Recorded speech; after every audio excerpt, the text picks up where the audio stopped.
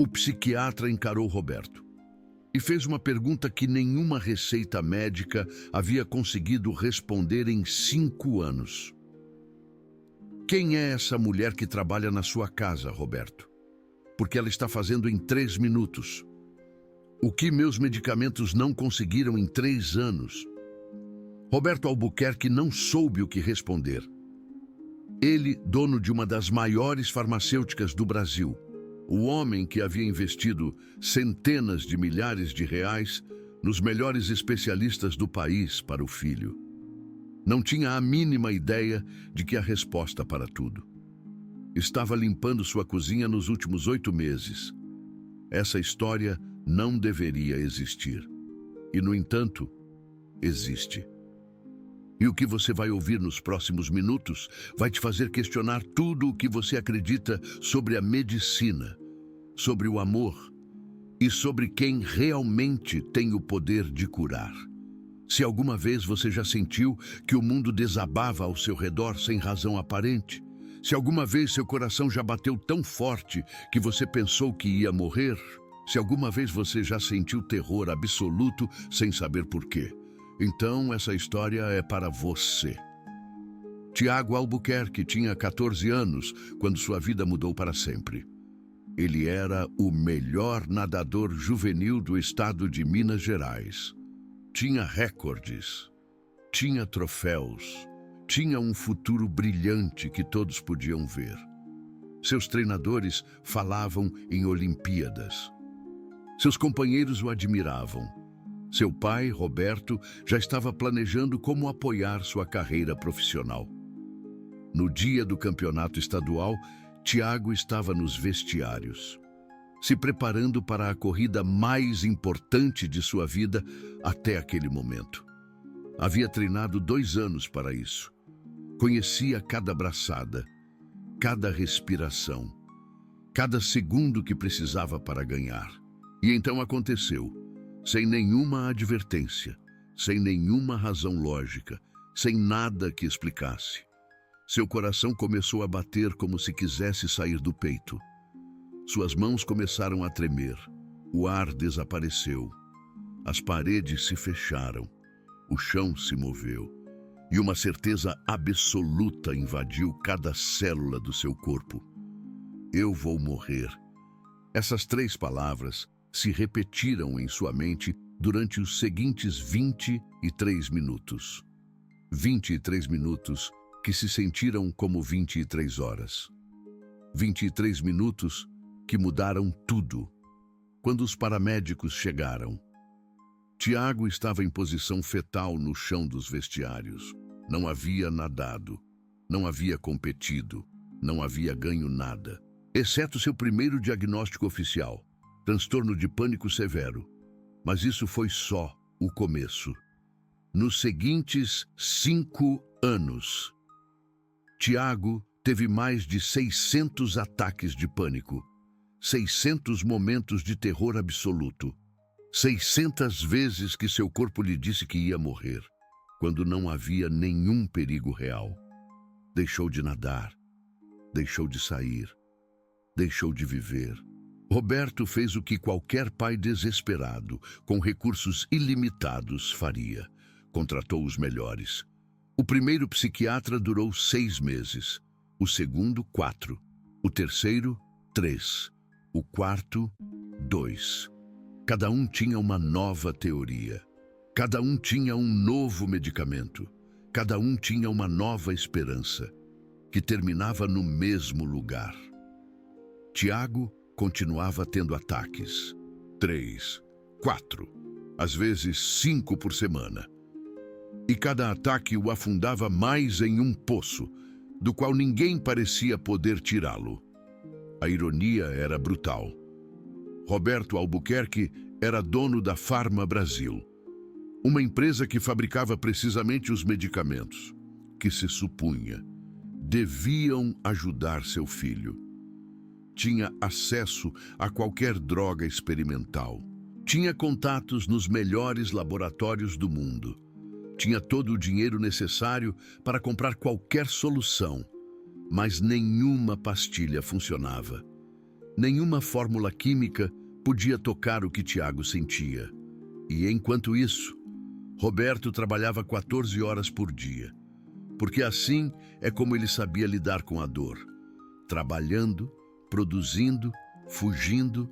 Se essa história está tocando algo profundo em você, se você conhece alguém que sofre de ansiedade ou ataques de pânico, ou se você mesmo já sentiu esse terror inexplicável, dê um joinha. Agora, não porque eu estou pedindo, mas porque este tema precisa deixar de ser um tabu. E cada joinha é um passo em direção a isso. 8 meses antes de o Dr. Oliveira fazer essa pergunta que mudou tudo, uma mulher de 47 anos chegou à casa dos Albuquerque procurando trabalho. Seu nome era Fátima. Não tinha um currículo impressionante. Não tinha referências de casas importantes. O que ela tinha era uma necessidade urgente de trabalho e um olhar que a governanta da vez descreveu como profundamente triste, mas inexplicavelmente caloroso. A contrataram como empregada doméstica, nada mais. Limpar, organizar, manter a mansão de 800 metros quadrados em condições impecáveis. Esse era seu trabalho. Esse era seu único trabalho. Durante as primeiras semanas, Fátima fez exatamente isso. Chegava às 7 da manhã, limpava, organizava, ia embora às 4 da tarde. Sem drama, sem problemas, sem nada fora do comum. Mas Fátima notava coisas. Notava que havia um quarto no segundo andar, que sempre tinha a porta fechada. Notava que, às vezes, daquele quarto, saíam sons, respirações agitadas, soluços abafados. E sempre, alguém corria para lá quando esses sons começavam. Notava que o Sr. Albuquerque quase nunca estava, que a Sra. Albuquerque tinha olheiras permanentes, que os outros empregados falavam em sussurros sobre o filho. O filho que ninguém via. O filho que estava doente de algo que ninguém podia explicar bem.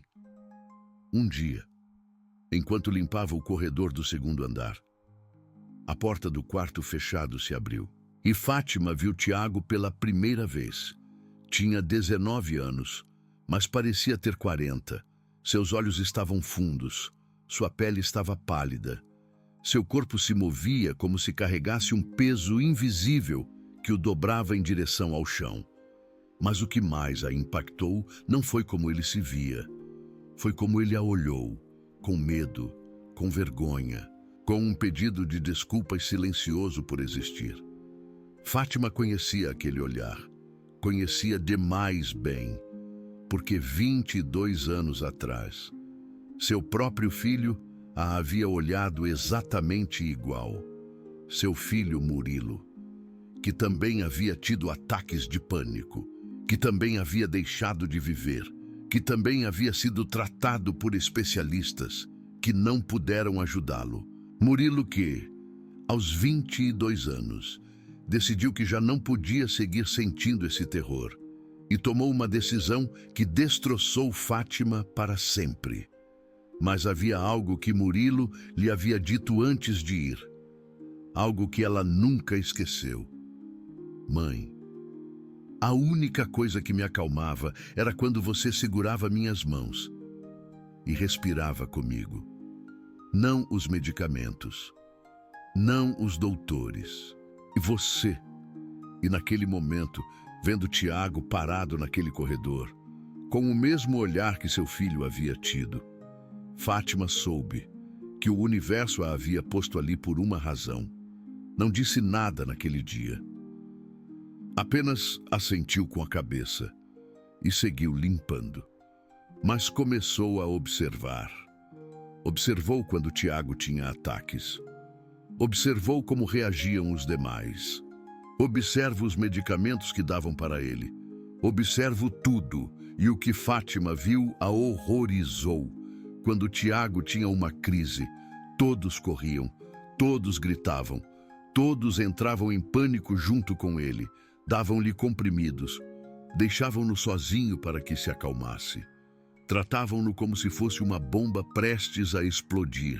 Ninguém, absolutamente ninguém, simplesmente ficava com ele.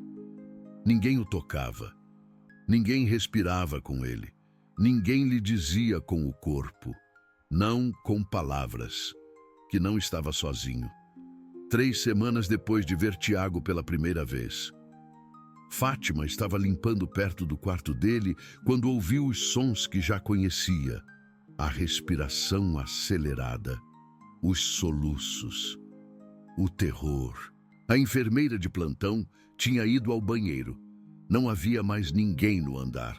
Fátima hesitou por 1 segundo. Apenas 1 segundo. E então abriu a porta. Tiago estava no chão, contra a parede, com os joelhos grudados no peito. Seus olhos estavam abertos, mas não viam nada. Seu corpo tremia como se estivesse no meio de um terremoto que só ele podia sentir. Fátima não gritou. Não correu para buscar ajuda. Não lhe deu nenhum comprimido. Fez algo que ninguém havia feito em 5 anos. Sentou-se no chão junto a ele e começou a respirar. Lento, profundo, audível. Não disse nada. Não o tocou. Só respirou. 1, 2, 3, 4. Adentro, afuera. Adentro, afuera. A princípio, Tiago não reagiu. Continuava preso em seu próprio inferno, mas depois de 1 minuto, algo mudou. Seus olhos se moveram para ela. Só um pouco, mas se moveram. E Fátima fez algo mais. Estendeu suas mãos, palmas para cima. Um convite, não uma imposição. Tiago a olhou. Olhou suas mãos. E depois do que pareceu uma eternidade, pôs suas mãos trêmulas sobre as dela. Fátima não as apertou, apenas as sustentou, firmes, quentes, presentes, e seguiu respirando. Adentro, afuera, adentro, afuera. 4 minutos depois, o tremor de Tiago cessou. 3 minutos depois disso, sua respiração se normalizou. 2 minutos depois, fez algo que não fazia durante uma crise em 5 anos. Falou. Obrigado. Sussurrou. Só isso, uma palavra. Mas uma palavra que valia mais que todas as receitas médicas que havia acumulado. Quando a enfermeira voltou e viu a cena, quase desmaiou. O que está fazendo? Perguntou a Fátima com voz acusadora. Fátima se levantou, alisou seu uniforme azul e respondeu com calma. O que vocês deveriam ter feito há muito tempo? Estar com ele. Naquela noite, Fátima não conseguiu dormir. Pensou em Murilo. Pensou em todas as vezes que ela havia feito exatamente o mesmo com seu filho. Pensou em como, depois que ele se foi, havia jurado que, se alguma vez tivesse a oportunidade de ajudar alguém mais, o faria. E agora tinha essa oportunidade. No dia seguinte, chegou 1 hora mais cedo ao trabalho. Trouxe algo em sua bolsa. Um caderno novo e uma bolinha de gude azul que havia sido de Murilo. Começou a tomar notas. Cada vez que Tiago tinha uma crise, anotava a hora, a duração, o que havia acontecido antes, o que parecia tê-lo desencadeado. Ninguém lhe pediu para fazer isso. Ninguém sabia que o fazia. Era seu segredo, sua missão silenciosa. E cada vez que podia, quando não havia ninguém perto, se aproximava de Tiago durante seus momentos de crise. Sempre a mesma rotina: sentar, respirar, oferecer suas mãos, estar presente. Não palavras de alento vazias, não conselhos que ele já havia escutado 1000 vezes, só presença. E algo começou a mudar. As crises de Tiago não desapareceram, mas começaram a ser mais curtas. 10 minutos em vez de 20, 7 em vez de 10, 5 em vez de 7. E algo mais mudou. Tiago começou a procurá-la, a princípio, só com o olhar. Quando sentia que uma crise vinha, seus olhos buscavam Fátima em qualquer cômodo onde estivesse. Depois, com passos, caminhava até onde ela estava limpando, sentava-se perto, não dizia nada, só estava ali. E Fátima entendia, porque Murilo havia feito o mesmo. A presença de alguém que não tem medo do seu medo é o medicamento mais poderoso que existe. Roberto não notava nada disso. Estava ocupado demais trabalhando. Ocupado demais fugindo de um problema que não sabia como resolver. Mas sua esposa, Carmen, sim, notou. Notou que Tiago parecia um pouco menos abatido. Notou que saía de seu quarto mais seguido. Notou que a empregada nova parecia passar muito tempo perto dele. Não disse nada. Não perguntou. Só observou com uma mistura de esperança e medo. E então chegou o dia que mudou tudo. O Dr. Oliveira, o 5º psiquiatra a tratar Tiago, tinha uma consulta agendada na casa. Era um homem de 58 anos, com 30 anos de experiência, publicações nas revistas mais prestigiadas e uma reputação de ser o melhor no país para casos difíceis. Também era um homem de ciência pura. Não acreditava em milagres. Não acreditava em soluções mágicas. Acreditava em dados, em estudos, em evidência médica. Naquele dia, o Dr. Oliveira chegou para ajustar a medicação de Tiago. Os últimos exames mostravam que o jovem não estava respondendo bem à combinação atual. Precisava de mudanças. Estava no escritório com Roberto, revisando os papéis, quando escutaram um som que já conheciam demais bem. A respiração acelerada. O início de outra crise. Roberto se levantou de golpe. É o Tiago! Vou chamar a enfermeira! Mas o Dr. Oliveira o deteve. Espere. Quero ver como ele maneja isso sem intervenção imediata. Às vezes, observar nos dá mais informação que qualquer exame. Subiram as escadas. O som vinha do corredor do 2º andar. E o que viram congelou o Dr. Oliveira em seu lugar. Tiago estava sentado no chão, contra a parede, no meio do que claramente era uma crise severa. Mas não estava sozinho.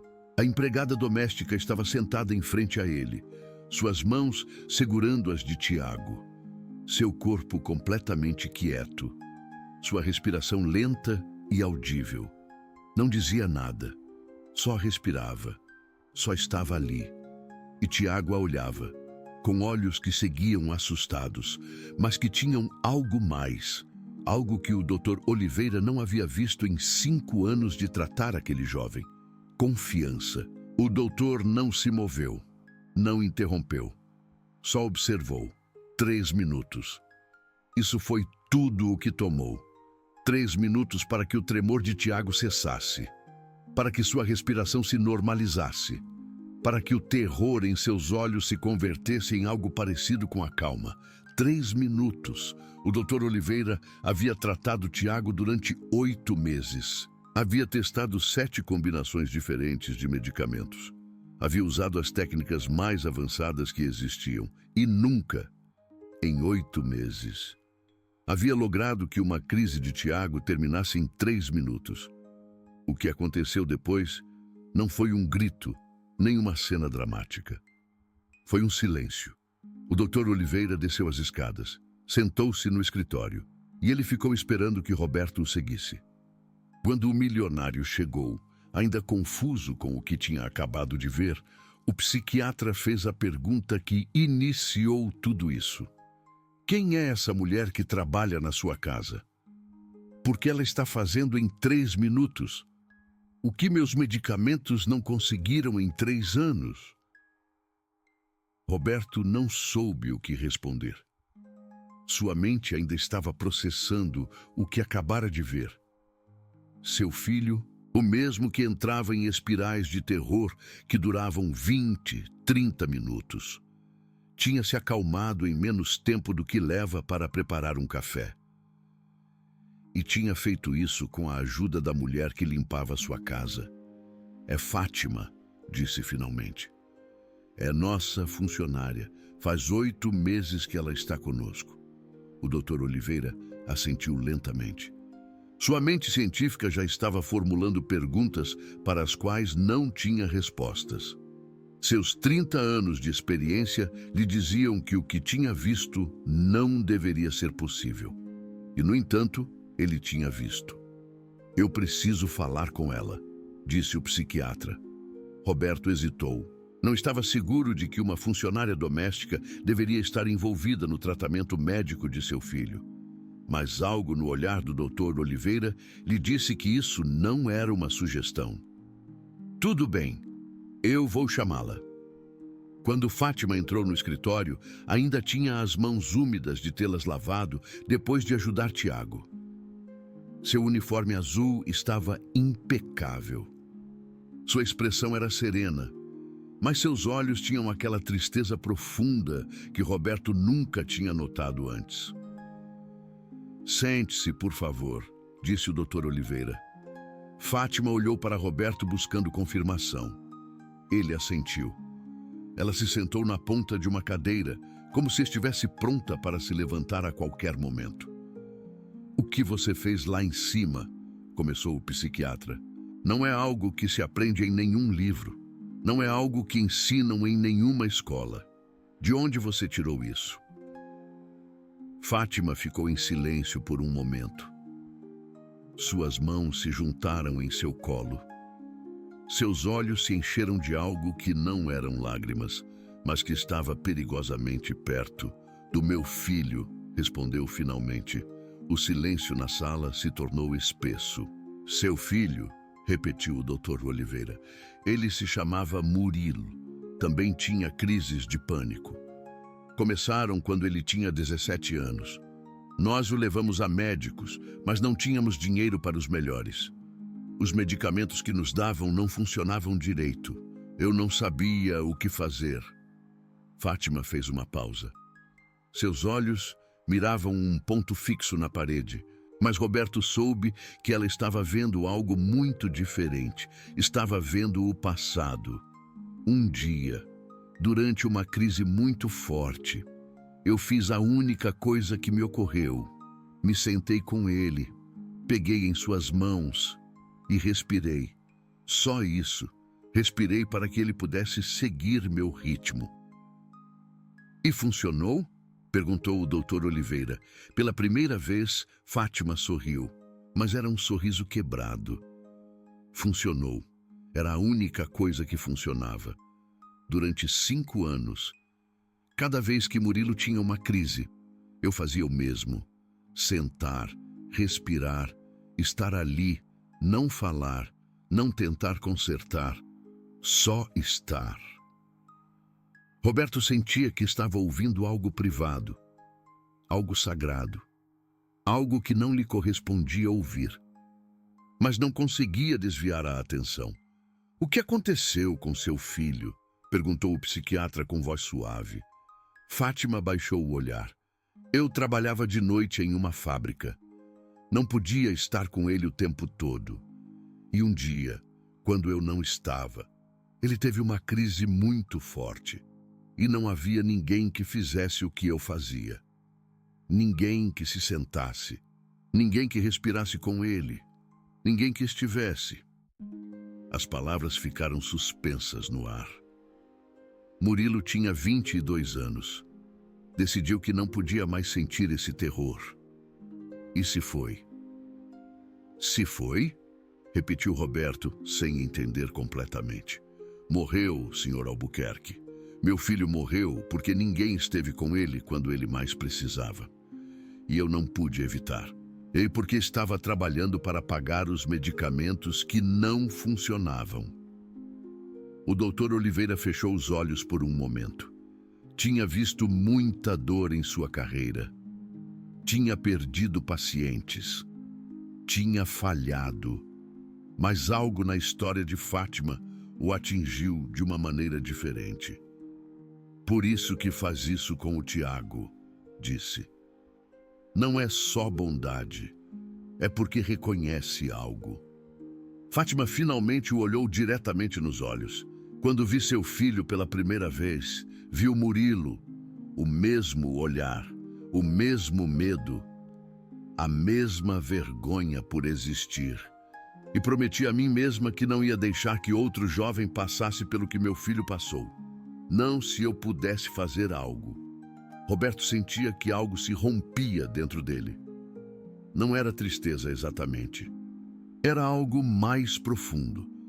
Era a compreensão de que, enquanto ele tinha estado comprando medicamentos e contratando especialistas, essa mulher tinha estado fazendo o único trabalho que realmente importava: estar presente.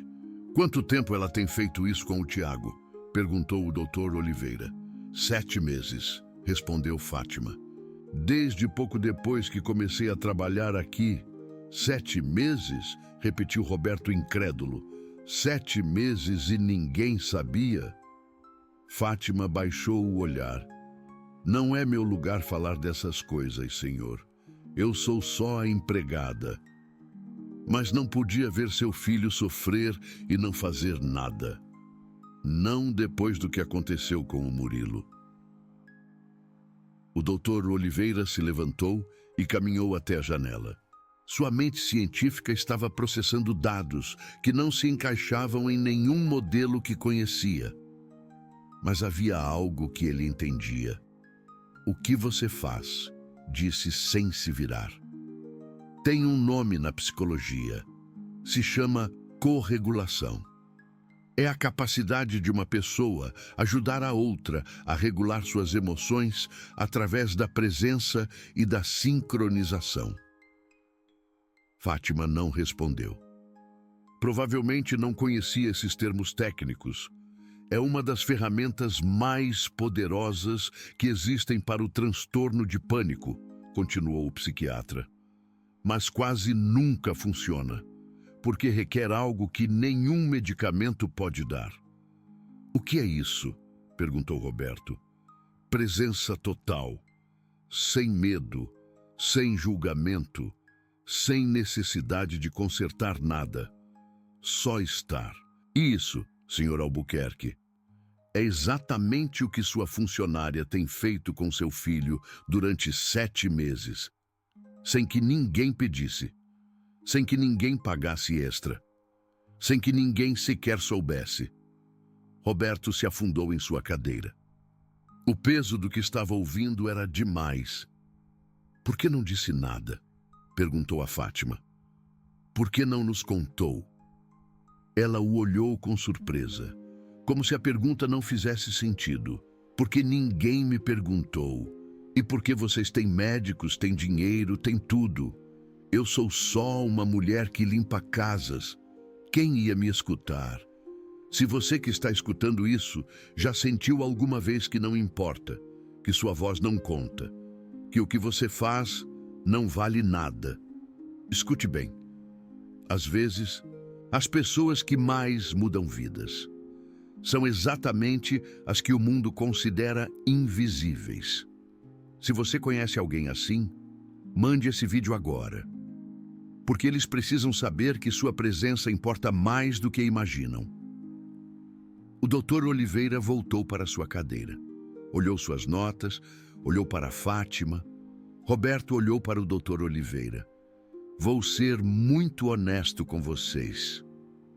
E disse ele, em 30 anos de prática, tratei milhares de pacientes com transtorno de pânico.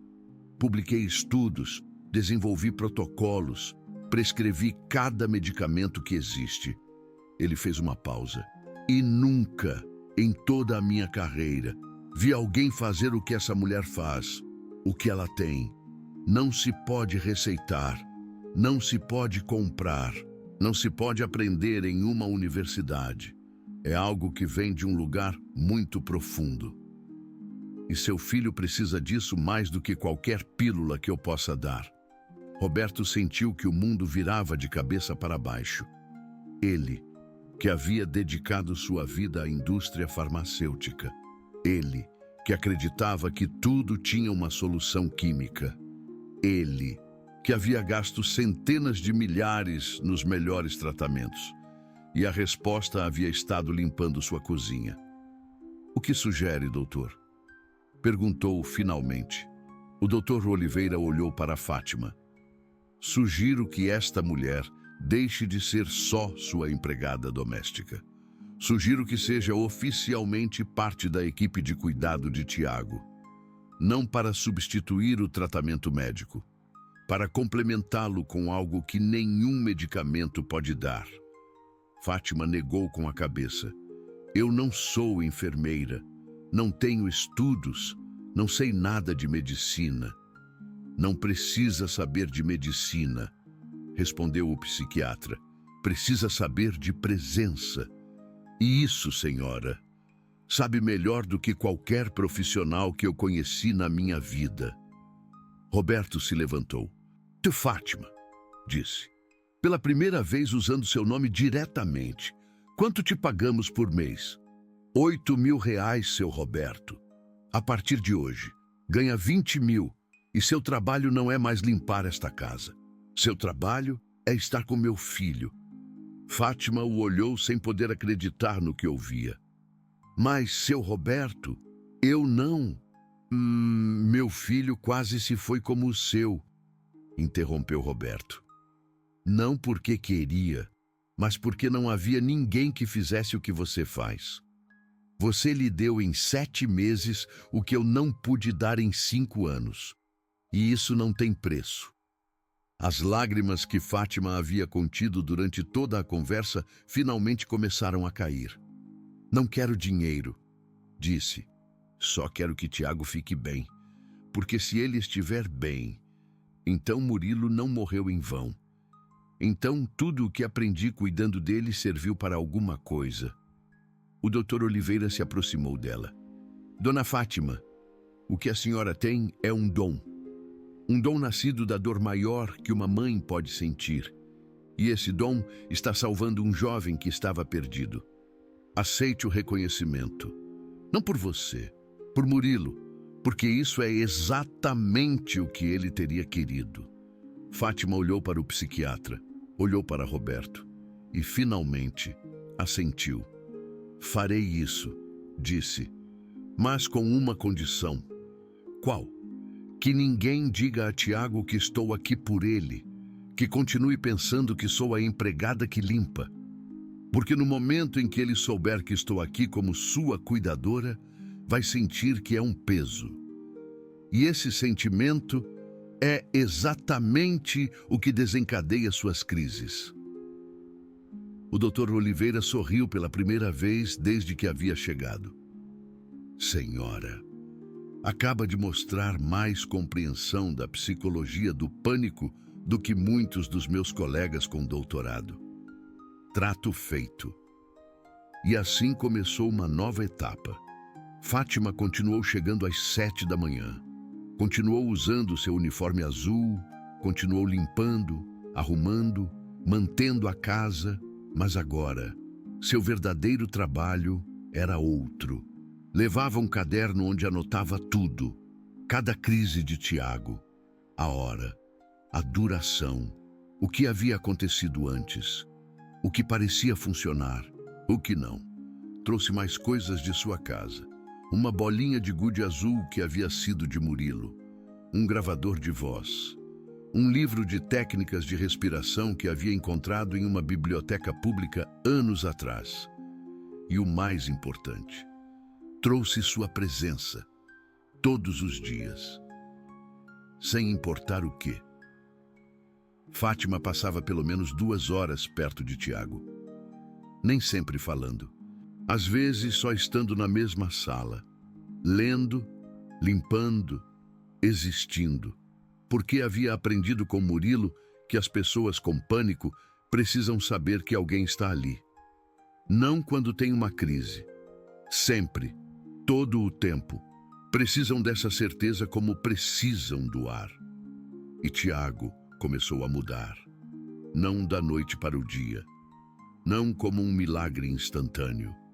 Mas mudou. Suas crises baixaram de 4 por semana para 3, depois para 2, depois algumas semanas. Só uma. E quando tinha crises, duravam menos, muito menos. Porque agora tinha algo que nunca havia tido antes. Tinha alguém que não tinha medo do seu medo. 3 meses depois da conversa com o Dr. Oliveira, algo aconteceu que mudou tudo outra vez. Tiago estava em seu quarto. Era de noite. Fátima já havia ido para casa e sentiu que vinha uma crise. O familiar nó no peito, o formigamento nas mãos, a sensação de que o ar desaparecia.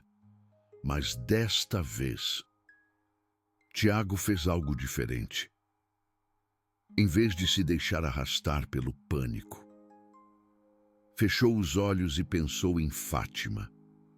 Pensou em sua respiração, em como sempre era lenta, constante, como as ondas do mar, e começou a respirar igual, dentro, fora, dentro, fora. Suas mãos buscaram a bolinha de gude azul que ela havia deixado, a mesma que havia sido de Murilo, e enquanto a apertava, se imaginou que Fátima estava ali, sentada em frente a ele, com suas mãos estendidas, com aquela mirada que dizia sem palavras que tudo ia ficar bem. 8 minutos depois, a crise passou, sem ninguém, sem medicamentos de emergência, sem crise completa. Pela primeira vez em 5 anos, Tiago havia manejado uma crise sozinho. Quando Fátima chegou no dia seguinte, ele a estava esperando na cozinha. Aconteceu algo ontem à noite, lhe disse. Fátima o olhou com preocupação imediata. Seus olhos buscaram sinais de dano. Tive uma crise, mas eu a controlei, sozinho. Pensei em você. Respirei como você me ensinou e passou. Os olhos de Fátima se encheram de lágrimas, mas desta vez não eram lágrimas de tristeza. Você conseguiu? Sussurrou. Não, respondeu Tiago. Nós conseguimos. Se algumas das coisas que estou contando te estão removendo algo profundo. Se você conhece alguém que luta com ansiedade ou pânico, ou se você mesmo já sentiu esse terror que parece não ter solução, escute bem. Esta história existe para te lembrar que a cura nem sempre vem em uma pílula. Às vezes vem em forma de presença, de alguém que simplesmente está ali. O Dr. Oliveira não podia acreditar nos relatórios que estava recebendo. A frequência de crises de Tiago havia baixado de 4 por semana para 1 a cada 10 dias. A duração média havia passado de 25 minutos para menos de 10. E pela primeira vez em 5 anos, o jovem estava mostrando sinais de querer se reintegrar à vida. Havia começado a sair de seu quarto por vontade própria. Havia pedido para ver um velho amigo. Havia mencionado, muito tenuemente, a possibilidade de voltar a nadar. Em sua seguinte visita à casa, o psiquiatra pediu para ver Fátima a sós. Eu preciso entender uma coisa, disse o Dr. Oliveira. Eu tenho trabalhado com pacientes por 30 anos. Já vi de tudo, mas nunca vi uma melhora tão rápida em um caso tão severo. O que é exatamente o que você faz? Fátima pensou por um momento antes de responder. Eu não faço nada de especial, doutor. Eu apenas estou ali. Quando ele está com medo, eu não fujo. Quando ele treme, eu não me assusto. Quando ele sente que vai morrer, eu mostro com o meu corpo que ele não vai morrer. Porque eu estou tranquila. E se eu estou tranquila, então o perigo não pode ser real. O Dr. Oliveira assentiu lentamente. Isso é exatamente corregulação. O sistema nervoso de uma pessoa calma pode acalmar o sistema nervoso de outra pessoa em pânico, mas requer algo que quase ninguém consegue fazer. Que é isso? Não ter medo do outro. A maioria das pessoas, quando vê alguém em pânico, entra em pânico também. É contagioso, mas você não. Você se mantém como uma rocha, e isso permite a Tiago usar a sua calma como âncora. Fátima baixou o olhar. Eu aprendi com Murilo. No começo, eu também me assustava quando ele tinha crises. Corria, chorava. Dizia para ele se acalmar como se isso fosse algo que ele pudesse controlar. Mas isso só piorava. O que mudou? Um dia, depois de um ataque muito forte, Murilo me disse algo que eu nunca esqueci. Ele disse: Mãe, quando você se assusta, eu me assusto mais. Porque se você, que é minha mãe, está com medo, então o perigo deve ser real. Fátima fez uma pausa. Seus olhos miravam o passado. Naquele dia, eu decidi que nunca mais ia mostrar medo. Não importava o que acontecesse. Não importava o quão aterrorizada eu estivesse por dentro. Por fora, eu ia ser a rocha dele, o lugar seguro dele. E funcionou? Funcionou. Durante 5 anos, cada vez que eu fazia isso, funcionava. O problema foi que eu não podia estar com ele o tempo todo. Eu tinha que trabalhar, eu tinha que pagar as contas. E no dia que eu não estive, sua voz embargou. O doutor Oliveira lhe deu um momento. Dona Fátima, o que você descobriu por instinto é algo que a ciência está apenas começando a entender.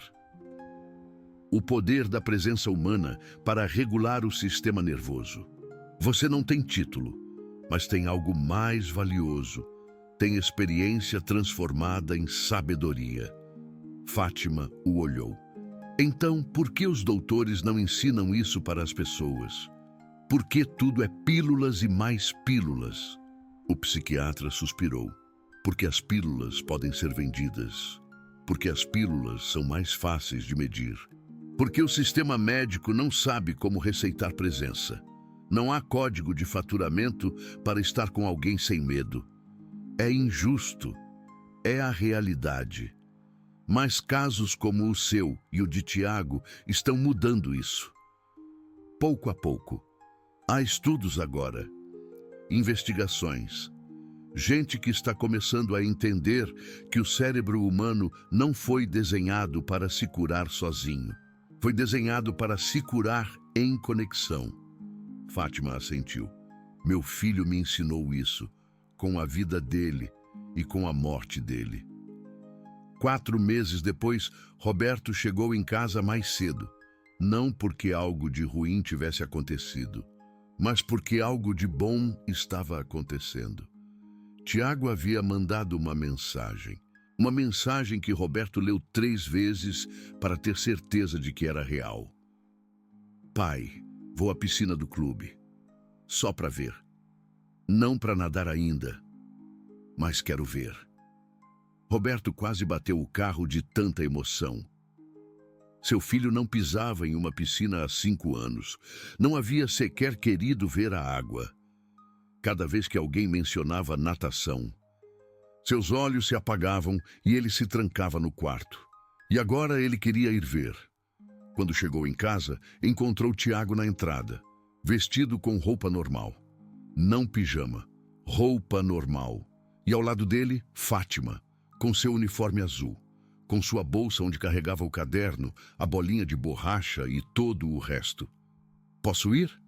Perguntou Fátima, olhando para Roberto. Roberto quase riu da pergunta. Claro que pode ir.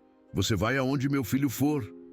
O clube ficava a 15 minutos da casa. Durante todo o caminho, Fátima ia no banco de trás, ao lado de Tiago. Eles não falavam. Ela apenas estava ali. Sua presença era suficiente. Quando chegaram e Tiago viu a piscina, ele parou. Roberto prendeu a respiração. Fátima não se moveu. A água brilhava sob o sol. Cheirava a cloro. O som das braçadas de outros nadadores enchia o ar. Tiago fechou os olhos e Roberto viu algo que o destruiu e o reconstruiu ao mesmo tempo. Viu seu filho respirar, lento, profundo, exatamente como Fátima havia ensinado. Viu suas mãos procurarem a bolinha de borracha no bolso. Viu seu corpo que tremia ligeiramente, mas não colapsava. E viu Fátima, a 3 passos de distância, respirando no mesmo ritmo, como um espelho, como uma âncora, como um farol na tempestade. 2 minutos se passaram, 3, 4. E então Tiago abriu os olhos. Não vou nadar hoje, disse ele, mas vou voltar. E algum dia eu vou entrar na água. Roberto não conseguiu se conter. Abraçou seu filho como não o abraçava há anos, como se quisesse recuperar todo o tempo perdido naquele só momento. Obrigado, sussurrou Roberto a Tiago. Mas Tiago negou com a cabeça. Não agradeça a mim, pai. Agradeça a ela. E apontou para Fátima, a mulher que limpava sua casa, e mulher que ganhava R$ 2.000 por mês. A mulher que havia perdido o próprio filho e havia convertido essa dor em um dom. A mulher que havia feito o que centenas de milhares de reais em tratamentos não puderam fazer. Roberto se aproximou de Fátima. E pela primeira vez, o milionário que havia construído um império farmacêutico se ajoelhou diante de uma empregada doméstica. Eu não sei como pagar pelo que você fez, disse com a voz embargada. Fátima o olhou com ternura. Já me pagou, senhor. Me pagou me deixando estar com seu filho.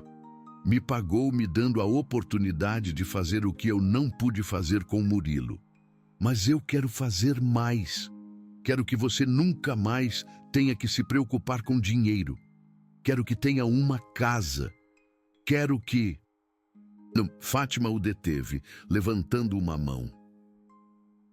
Senhor Albuquerque, a única coisa que eu quero é continuar vindo aqui todos os dias. Continuar vendo Tiago melhorar. Continuar sabendo que o que eu aprendi com meu filho está servindo para alguma coisa. Fez uma pausa. E talvez, se o senhor realmente quiser ajudar, poderia fazer algo maior. Que coisa? Treinar outras pessoas. Ensinar a elas o que eu sei, para que outros jovens como Tiago não tenham que esperar que apareça alguém como eu por acaso. Roberto ficou em silêncio. Sua mente de empresário já estava processando a ideia. Um programa, um protocolo, algo que pudesse escalar, algo que pudesse ajudar milhares de pessoas. E o irônico era que viria da mesma empresa que fabricava os medicamentos que não haviam funcionado. Eu vou fazer, disse finalmente. Eu prometo. Fátima sorriu. Então, Murilo não morreu em vão. 1 ano depois daquele dia na piscina, muitas coisas tinham mudado. Tiago havia voltado a nadar. Não competitivamente. Já não lhe interessava ganhar medalhas, nem quebrar recordes. Mas nadava 3 vezes por semana. Por prazer, por sanidade, pela simples alegria de sentir a água. Suas crises de pânico não haviam desaparecido completamente. Ainda tinha uma, a cada 3 ou 4 semanas. Mas agora sabia manejá-las. Sabia que não ia morrer. Sabia que passariam. E isso, mais que qualquer medicamento, lhe havia devolvido a vida. Sua medicação havia se reduzido em 60%. O Dr. Oliveira havia documentado todo o caso e estava escrevendo um artigo para uma revista médica. Um artigo que falava de corregulação, de presença, do que ele chamava a medicina invisível. Roberto havia cumprido sua promessa.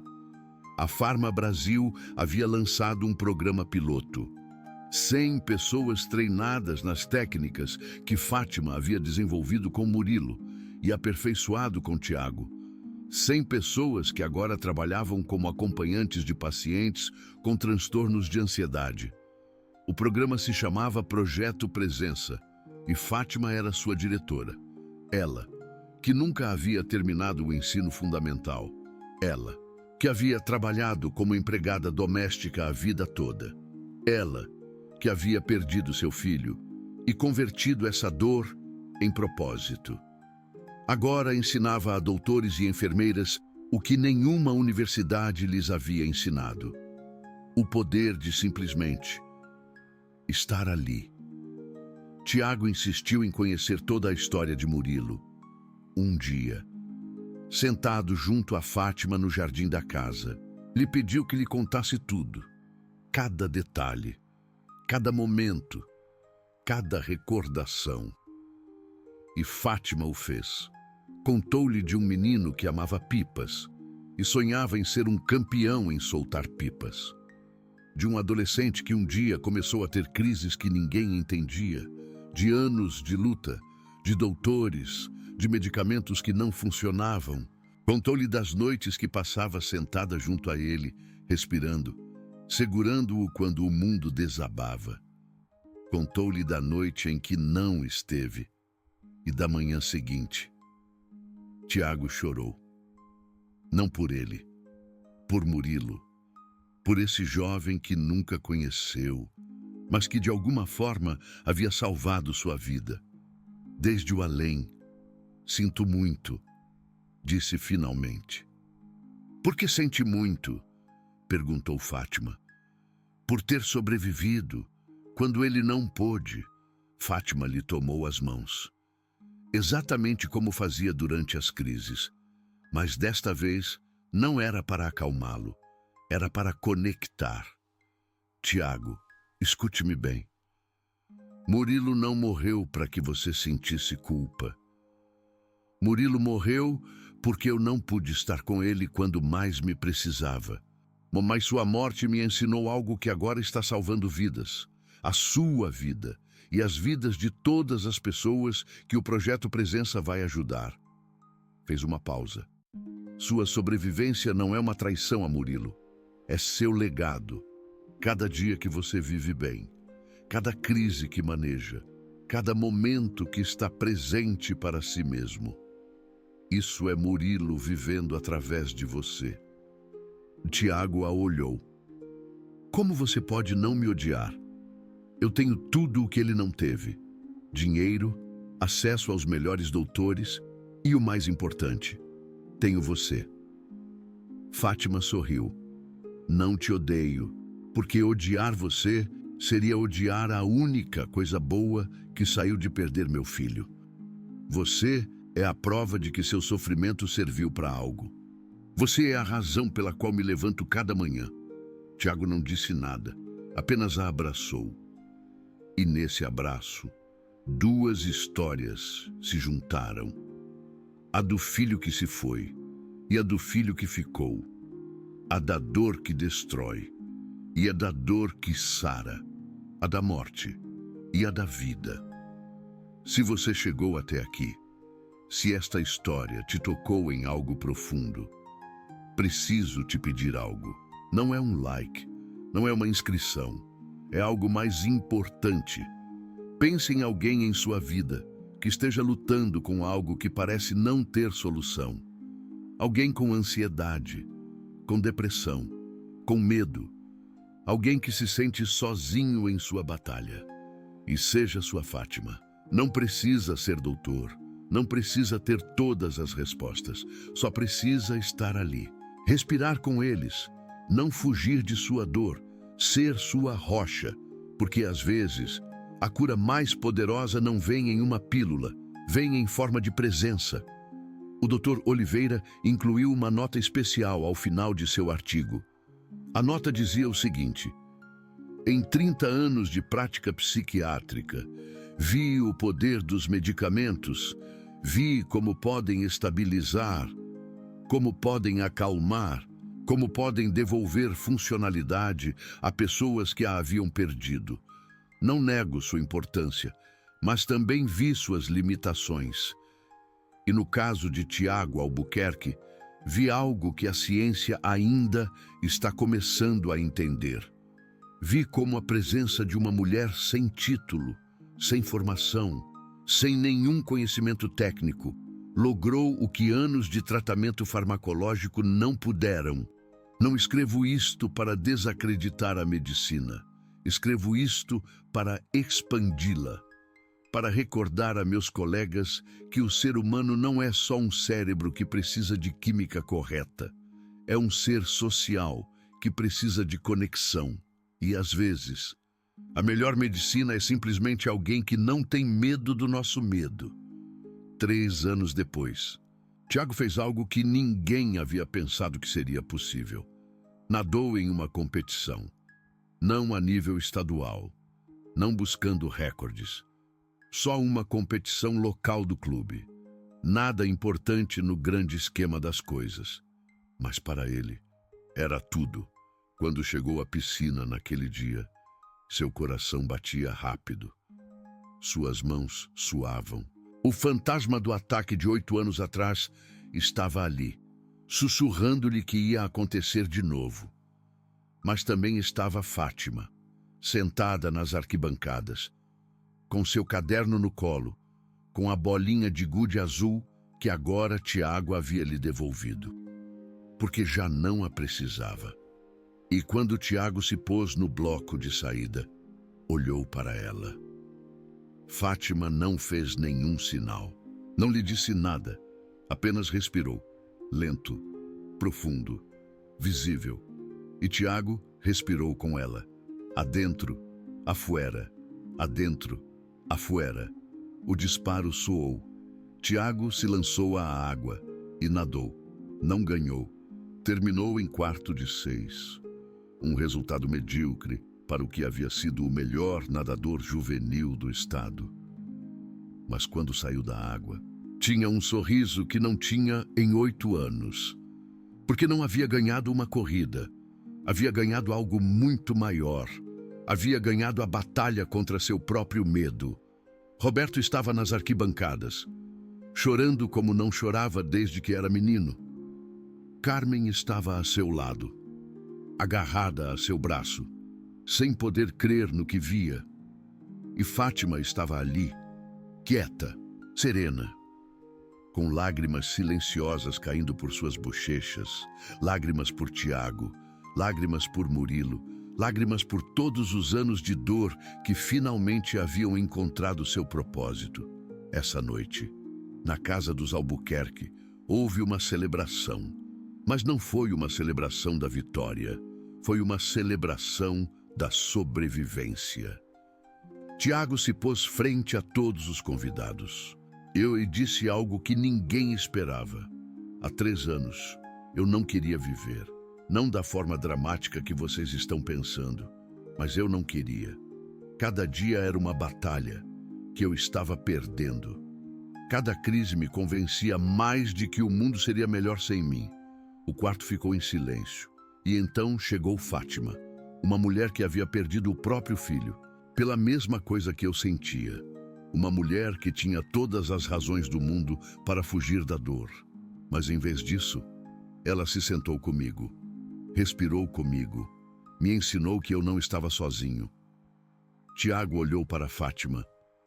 Você não me salvou porque tinha as respostas. Me salvou porque esteve aqui e hoje. Estou vivo, porque alguém teve a coragem de não fugir do meu medo. Fátima se levantou e caminhou até ele. Não preciso de nenhuma medalha, disse ela. Não preciso de nenhum reconhecimento. Eu só precisava saber que Murilo não morreu em vão. E cada vez que te vejo viver, eu sei com todo o meu coração. Tiago a abraçou, e naquele abraço estavam 2 mães. A que o havia trazido ao mundo e a que o havia ensinado a querer ficar nele. Esta história não deveria existir. Um filho que se foi, um filho que ficou, uma mãe que perdeu tudo e encontrou um novo propósito. Um pai que tinha tudo e descobriu que lhe faltava a única coisa importante. Um psiquiatra que admitiu que seus medicamentos não eram suficientes. Uma empresa farmacêutica que começou a receitar presença. Um jovem que voltou a nadar, depois de pensar que nunca mais poderia. E uma funcionária da casa que mudou tudo. Se você acha que milagres não existem, você não conheceu uma Fátima.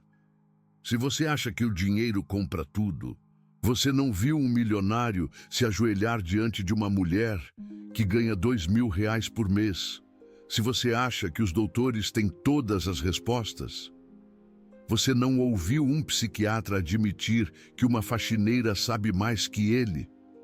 E se você acha que está sozinho na sua batalha, você precisa saber de uma coisa. Em algum lugar, há uma Fátima esperando por você. Talvez seja uma pessoa que você já conhece. Talvez seja alguém que você ainda não encontrou. Talvez seja você mesmo para outra pessoa. Mas existe. A presença que você precisa existe. Você só tem que deixá-la entrar. Onde estão agora? Tiago tem 23 anos. Estuda psicologia na universidade. Quer se tornar um terapeuta especializado em transtornos de ansiedade. Diz que quer ser para os outros o que Fátima foi para ele. Roberto reduziu sua jornada de trabalho para 8 horas. Dedica as tardes a estar com sua família e a supervisionar pessoalmente o projeto Presença. Diz que pela primeira vez na vida, sente que seu dinheiro está fazendo algo que realmente importa. O Dr. Oliveira se aposentou, mas continua dando palestras sobre corregulação e a importância da presença no tratamento psiquiátrico. Seu artigo sobre o caso de Tiago foi citado em mais de 200 estudos. O projeto Presença treinou mais de 2.000 pessoas em 3 anos. Estima-se que tenham ajudado mais de 15.000 pacientes com transtornos de ansiedade em todo o Brasil. E Fátima? Fátima continua chegando às 7 da manhã. Continua usando seu uniforme azul. Continua se sentando com Tiago quando ele precisa, embora já quase nunca precise. Mas agora também viaja, dá palestras, treina outros. Conta a história de Murilo, para que sua morte tenha sentido. E cada noite, antes de dormir, fala com seu filho: eu consegui, Murilo. O que eu não pude fazer com você, eu estou fazendo com outros. Cada vida que eu salvo é sua. Cada pessoa que aprende a não fugir do medo o faz por você. Não sei se Murilo pode ouvi-la. Não sei se há algo depois desta vida. Mas o que eu sei é que seu legado está vivo. Em Tiago, nas 2.000 pessoas treinadas, nos 15.000 pacientes ajudados, em cada respiração consciente que alguém faz quando sente que o pânico vem. Essa é a história de como uma funcionária da casa fez o que os melhores medicamentos do mundo não puderam. Não com fórmulas químicas, não com técnicas avançadas, não com nada que se possa comprar, com presença, com amor, com a decisão de não fugir do medo de outro ser humano. Se esta história te tocou, se você conhece alguém que precisa ouvi-la, compartilhe, não por mim, por todos os Tiagos que estão lá fora, esperando pela sua Fátima. E se você é quem está lutando, se você é quem sente que o mundo desmorona, escute bem, você não precisa de alguém que tenha todas as respostas. Você só precisa de alguém que não tenha medo do seu medo. Busque essa pessoa, ou se torne essa pessoa para você mesmo. Porque a cura mais poderosa que existe não vem em uma pílula, vem em forma de presença. E essa presença pode ser sua. Há algo mais que preciso te contar antes de terminar. 2 anos depois que Tiago voltou a nadar, ele recebeu uma carta. A carta vinha de uma mãe em Belo Horizonte. O nome dela era Lúcia. Ela tinha um filho de 16 anos, que sofria de crises de pânico desde os 12. Lúcia tinha visto uma entrevista de Fátima na televisão. Tinha escutado a história de Murilo e de Tiago e algo nela tinha se quebrado e reconstruído ao mesmo tempo. Queria saber se o projeto Presença podia ajudar seu filho. Tiago leu a carta 3 vezes. E então fez algo que surpreendeu a todos. Quero ir pessoalmente, disse. Fátima o olhou com preocupação. Você tem certeza? Belo Horizonte é longe e você nunca fez algo assim. Precisamente por isso que preciso fazer. Eu sei o que esse garoto está sentindo. Eu sei o que a mãe dele está sofrendo.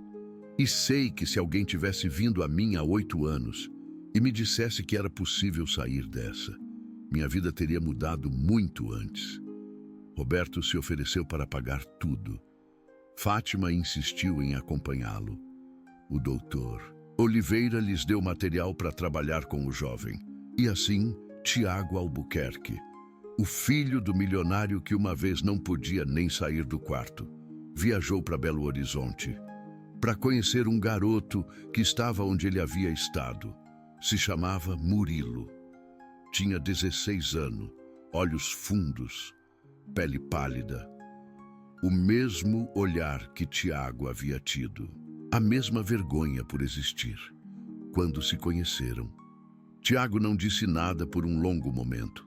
Apenas se sentou frente a ele e respirou, lento, profundo, audível. Murilo o olhou confuso no princípio, mas, pouco a pouco, sem se dar conta, começou a respirar igual, dentro, fora, dentro, fora. Depois de 5 minutos, Tiago finalmente falou. Eu sei o que você sente. Sei que você acha que ninguém pode entender. Sei que você pensa que vai morrer cada vez que vem uma crise. Sei que você tem vergonha de existir. Murilo baixou o olhar. Como você sabe? Porque eu era você. Há 8 anos. Eu era exatamente você. E alguém me ensinou que eu não tinha que enfrentar isso sozinho. Alguém me ensinou a respirar. Alguém se sentou comigo quando todo mundo fugia. E esse alguém me salvou a vida. Quem? Uma funcionária da casa que havia perdido o próprio filho.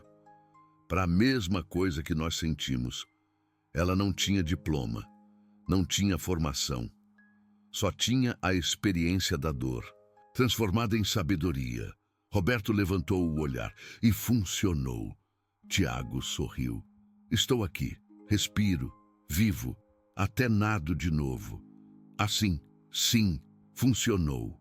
Lucia, a mãe de Roberto, estava na porta, chorando silenciosamente. Fátima se aproximou dela. Ele vai ficar bem, disse ela. Não da noite para o dia, não como um milagre instantâneo, mas vai ficar bem. Porque agora ele tem algo que precisa. Que coisa? Perguntou Lúcia. Alguém que não tem medo do medo dele. Essa visita durou 3 dias. Tiago ensinou a Roberto as técnicas que Fátima havia lhe ensinado. Fátima ensinou a Lúcia o que havia aprendido com Murilo. O doutor Oliveira, que se juntou por videochamada, ajustou o tratamento medicamentoso do jovem. Quando eles foram embora, Roberto abraçou os dois. Obrigado, disse ele, pela primeira vez em 4 anos. Sinto que alguém me entende. Não tem que nos agradecer, respondeu Tiago. Só tem que fazer uma promessa. Qual? Que quando estiver melhor, você vai fazer o mesmo por alguém. Vai sentar com alguém que está onde você está agora. Vai respirar com eles. Vai mostrar que não estão sozinhos. Roberto assentiu. Eu prometo. Essa é a corrente que Fátima iniciou, sem saber. Murilo ensinou a sua mãe. Sua mãe ensinou a Tiago. Tiago ensinou a Roberto. E Roberto, 1 ano depois, viajou para Belo Horizonte para conhecer uma menina de 14 anos que sofria do mesmo. A corrente continua crescendo. Não porque alguém tenha as respostas perfeitas, não porque exista uma pílula mágica, não porque os doutores tenham descoberto a cura definitiva, mas porque as pessoas estão aprendendo a não fugir do medo dos outros. O doutor Oliveira incluiu isso na última edição do seu artigo. Escreveu que a corregulação não é só uma técnica clínica. É uma forma de estar no mundo. É a decisão de permanecer presente quando tudo em nós quer fugir. É a coragem de segurar alguém no seu momento mais escuro, sem tentar arrumá-lo. E escreveu algo mais. Escreveu que se a medicina moderna quer realmente curar as pessoas, não só tratá-las, precisa entender algo fundamental. O ser humano não foi desenhado para se curar sozinho. Foi desenhado para se curar em conexão. E às vezes, a conexão mais poderosa vem das pessoas menos esperadas. De uma funcionária da casa que perdeu o filho. De um jovem que passou 5 anos trancado no quarto. De uma mãe que não sabia o que fazer, mas decidiu ficar. Isso é a medicina invisível. Isso é o que as pílulas não podem dar. Isso é o que esta história está te dizendo. Não importa quem você seja, não importa que estudos você tenha, não importa quanto dinheiro você ganhe, você pode ser a presença que alguém precisa. Só tem que decidir não fugir. Isso é tudo. E isso é tudo o que você precisa. Obrigado por ouvir até o final. Esta história existe porque alguém decidiu contá-la. E agora existe em você. Faça-a viver. Compartilhe-a. E se puder, seja a Fátima de alguém. Porque em um mundo cheio de pílulas, às vezes a melhor medicina é simplesmente estar lá.